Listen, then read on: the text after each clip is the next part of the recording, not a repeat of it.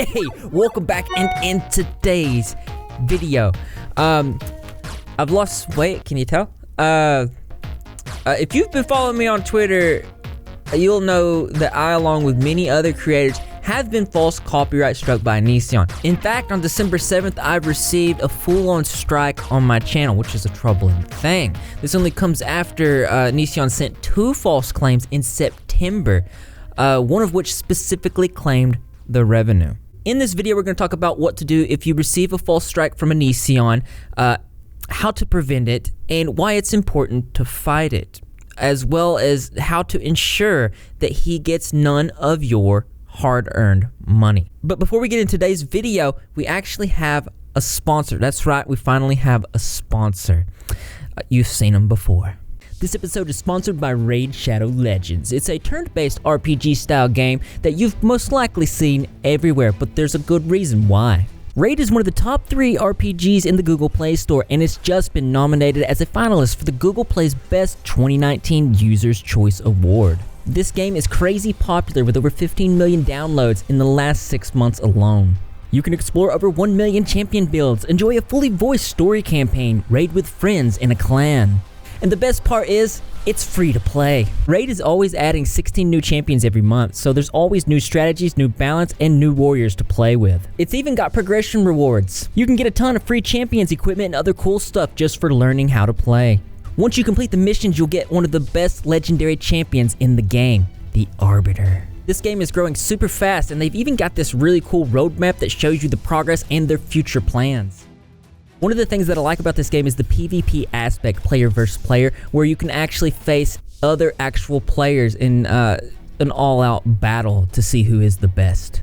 Go to this video description, click the special links, and get 50,000 silver and a new epic champion as part of the new preferred player program. And let's give a round of applause for Raid for sponsoring this video and allowing us to do this content without limitations. It makes, let's start this journey together. I'm just really grateful that they're giving me the ability to be able to make content like this without having to worry about these false strikes in these trying times. YouTube's turned upside down right now, as you probably know. The YouTube copyright system has flaws, we all know this, and there are loopholes that can be exploited by would-be abusers. But there are things that you should know that can prevent you being taken advantage of by these types of people. I originally got this idea from Edwin's Generation, where he made a video where he walked you through the back-end process of a false strike that he received from a creator named Poppy. That's right. And I just felt like it was very relevant to this situation, since so many people, 50 or more, have been false stricken by Onision. It's very relevant. So thank you, Edwin, for giving me this idea. So this is what it looks like when you receive a false claim. It says, it's an email from YouTube. It says, hey, Ripzilla, copyright owner using Content ID claims some material in your video. This is not a copyright strike yet. This claim does not affect your account status. There are either ads running on your video with the revenue going to the copyright owner. And as you can see, this was claimed by Onision. Now, the most interesting part about this is that it was the copyright content claimed. It says Patreon. This was a clip that I used from a YouTube video. As we know, Patreon kicked them off their platform for doxing and abusing their system. So it's very strange that he says that the copyright content was Patreon. Now, my first thought was this is just his way of saying, you guys got rid of my Patreon, so now I'm going to take any revenue that I can from you. So this is the first step right here, and the ads are running on the video. All the revenue goes to him. He's literally stealing your revenue. So you gotta view the claim details, and then from there, you can dispute it, which then they send you another email. It says, the following claim on video, Chris Hansen spells the end of Onision and Kai, has been disputed. And there's, at this point, they send it back to the Onision to review. I know that's the broken part, the loophole. And he gets to decide whether or not he agrees with your reason for the dispute. And then Onision has about 30 days to review, and he's going to decide against against your reasoning. And then you're going to get another email. It says, "Hi, Repzilla. After reviewing your dispute, Onision has decided that their copyright claim is still valid." Still from Patreon. And then the next thing that you can do is you can dispute that.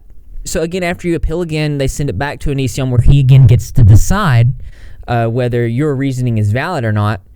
And then YouTube sends you another email, says, "After reviewing your appeal, Onision has confirmed that your video contains copyrighted material that hasn't been approved for use in your video.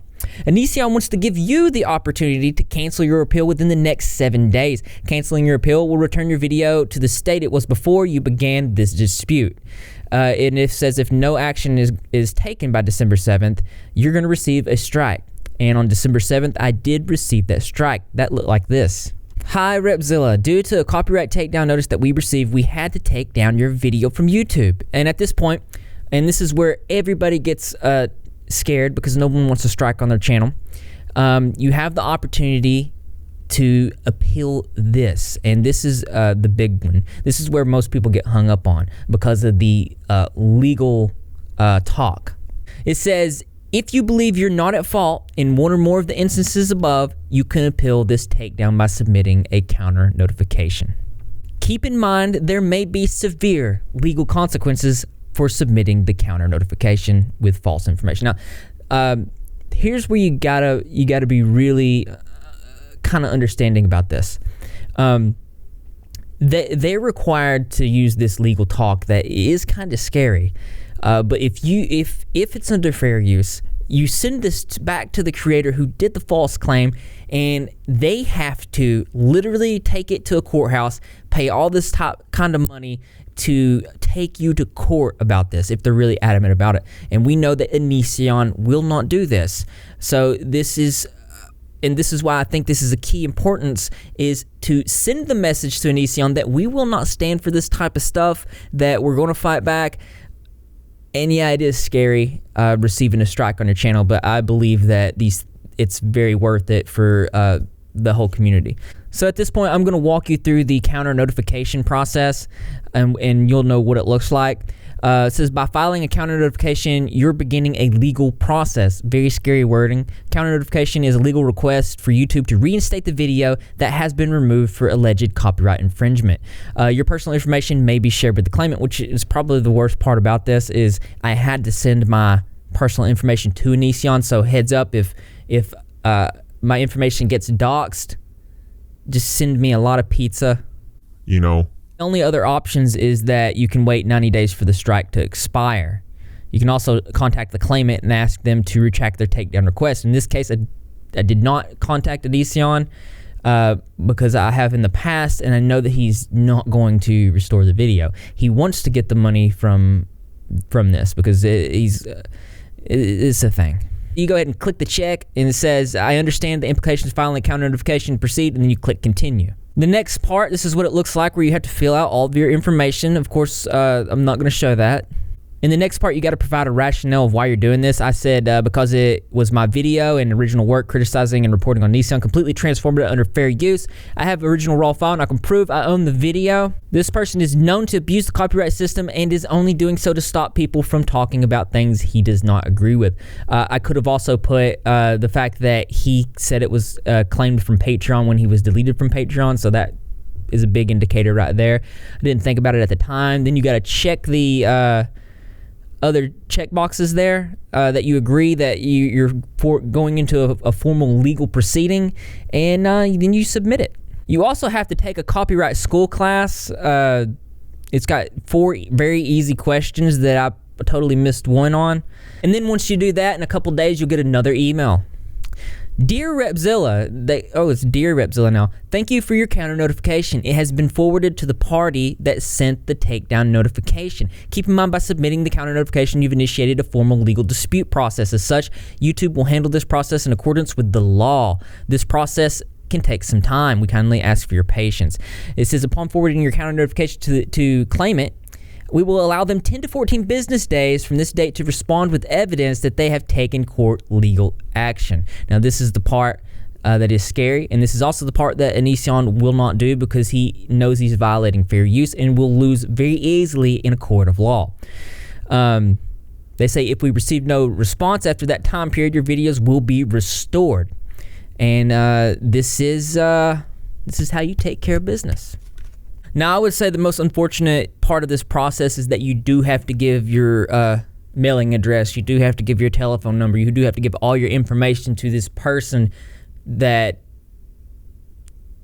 you don't trust. That's probably the worst part about it.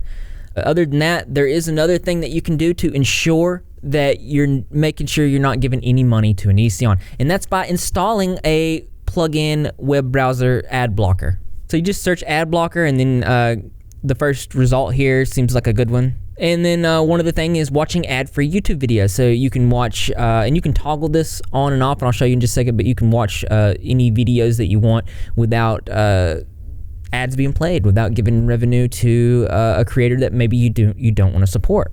So now we have ad blocker, so you just click it here, and then you can turn it off and on. Now, 100%, there's many different kinds of ad blockers. I do a little bit of research to figure out which one works best for you, but it's also a good way. And there are other people that mirror the videos to Vimeo if you want to watch any Onision videos. Lastly, I want to talk about the new YouTube update that came out today, 12/11/2019. It's why YouTube is over party is trending right now. And essentially, let me go to the Repzilla Twitter and I'll read you my tweet. I said, read over the new YouTube update. It's very concerning and really just seems like a big umbrella for a lot of reasons to remove creators and content they don't see fit. The vagueness seems to imply that pre-existing videos like iDubbbz Content Cop could be removed and called targeted harassment. The looseness of what we're reading feels like a loophole that could be exploited by the likes of Onision and just another way to silence criticism that he doesn't like and limits our ability to raise awareness about would-be abusers. It was creators raising awareness about Austin Jones that protected any other children from being hurt. This worries me for a lot of reasons, and I think this needs much more detail than YouTube has put out. This absence of transparency creates anxiety, and then my fears are realized when I found out that, in fact, iDubbbz Content Cop on Leafy was among the first bigger videos to be flagged and taken down. It's just a really scary feeling. I then tweeted, now wait a second, if they're going to remove iDubbbz Content Cop videos, are they going to hold the same accountability to big celebrities like Eminem and others who release diss tracks saying and doing much worse? I doubt it. This feels like an attack on the creators. That being said, I do want to know what you guys think about this, and hopefully this video did help you. And also, thanks again for our sponsor in today's video. I really appreciate it. It takes a lot of anxiety. As you guys know, all my videos are pretty much demonetized. So to have support like that on a good message, it just feels really good. Let me know what you think. And as interesting as this is, there's something that's more interesting to me. That's right, you guessed it. I want to know two things. Why don't you go ahead and leave your creative and interesting responses in the comment box below. Thumbs up for those likes. As always, brothers and sisters, I will see you in the next video. Dark times indeed. I don't like this new update that's came out. I wasn't sure I was going to talk about it, but I do feel like awareness needs to be talked about. I feel like this video is a pretty helpful video. I haven't uploaded in 7 days. I've been doing family stuff.